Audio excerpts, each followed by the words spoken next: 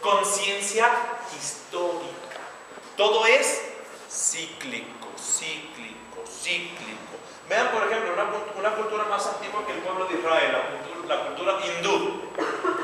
La vida misma es un ciclo: vida, muerte, reencarnación, vida, muerte, reencarnación, vida, muerte, reencarnación. ¿Me explico?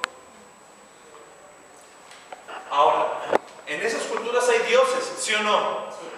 Pero es curioso, porque los dioses no actúan aquí y ahora. Ellos, si se fijan en esas culturas, los dioses tienen su propio mundo allá. Y resulta que lo único que pasa aquí es lo que repercute de allá. Pero los dioses no intervienen en el tiempo. Todo se da en el ámbito en el mito. ¿Me explico? Por ejemplo, vamos aquí a nuestra cultura.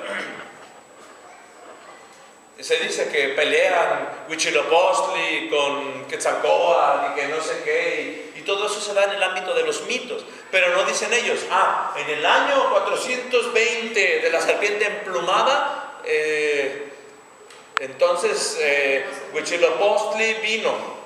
¿Me explico? Todo eso no sucede en el tiempo, sino en el mito. Porque no tienen conciencia histórica, se llama. Conciencia histórica. El pueblo de Israel presenta una interesante novedad a este respecto. El pueblo de Israel tiene una marcada conciencia histórica. ¿Por qué? Porque todas las intervenciones de Dios, el pueblo de Israel dice, sí, Dios está en el cielo, pero resulta que Dios interviene en la historia. Israel, por eso me vino a la mente ahorita que hacemos esto, Israel no tiene una concepción cíclica de la historia, sino una concepción lineal. ¿Por qué? Porque para el pueblo de Israel la historia tiene un comienzo. ¿Cómo se llama ese comienzo? Creación. No sabemos cuándo sucedió en cuanto a fecha, pero hubo una intervención de Dios que hizo que lo que no existía comenzara a existir. Ese es el comienzo. Pero esta historia tiene una meta. ¿Cuál es esta meta? Esa es una respuesta a la que el pueblo de Israel va a ir poco a poco dando respuesta, o va a descubrir cuál es la meta de la historia poco a poco. Bien, la gran diferencia, si me permiten hablar en términos como si yo no fuera creyente ni sacerdote, como sociólogo o historiador de la sociología, la gran, ¿cómo decirlo?, novedad de este pueblo que se llama Israel es que su Dios sí interviene y transforma la historia. Por ejemplo, en un momento preciso, este Dios, que aunque vive en la eternidad, de repente interviene en un momento concreto de la historia, llama a un hombre llamado Abraham. Y aquí es donde la historia, donde el pueblo de Israel comienza a encontrarle sentido a su historia. ¿Qué le dijo Dios a Abraham? De ti haré un gran pueblo, y en ti serán bendecidas todas las naciones. Ojo, porque esas se llaman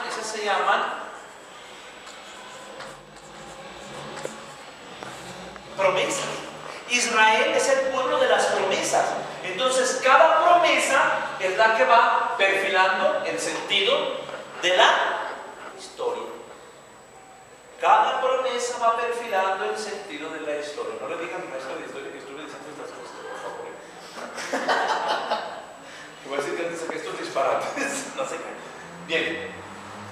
Aquí está una promesa. Entonces la promesa ya apunta hacia dónde va la historia. Israel ve la historia hacia allá como una promesa, perdón, hacia atrás como una promesa y hacia allá como un cumplimiento de de la promesa, la realización, la realidad de la promesa. Y esa es la gran diferencia, porque mientras para los otros pueblos todas las intervenciones, todo lo que Dios hacía sucedía en el mito, aquí todo lo que Dios hace repercute en el cambio de la historia. Entonces, por ejemplo, avanzamos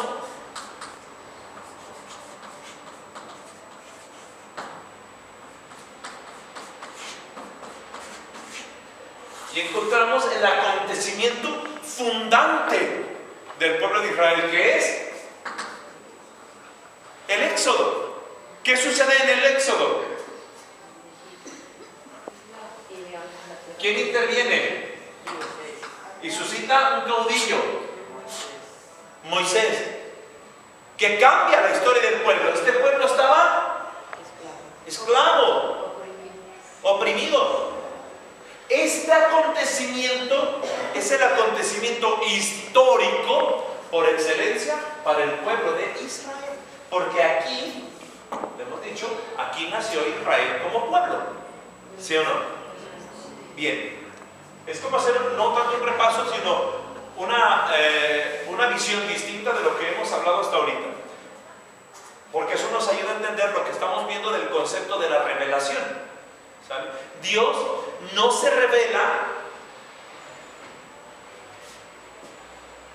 de una manera abstracta, de una manera imaginaria, ¿no? Mitológica.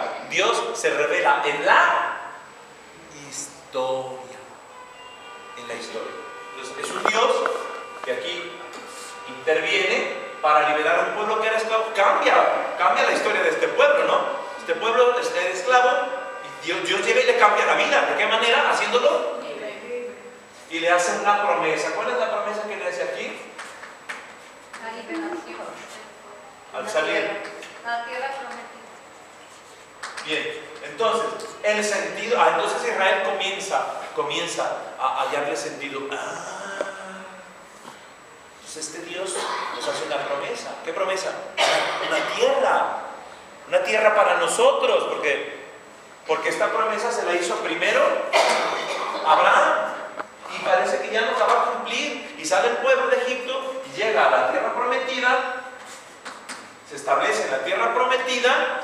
Y poco a poco la conquistan. Y cuando ya conquistan la tierra, nace una institución que se llama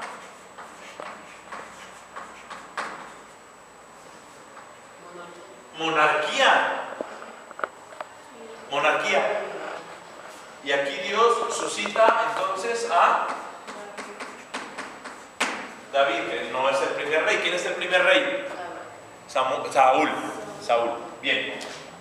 Cuando se instituye la monarquía, David despierta una nueva esperanza, porque Dios interviene y elige un rey, David, y le hace una promesa, ¿se acuerdan?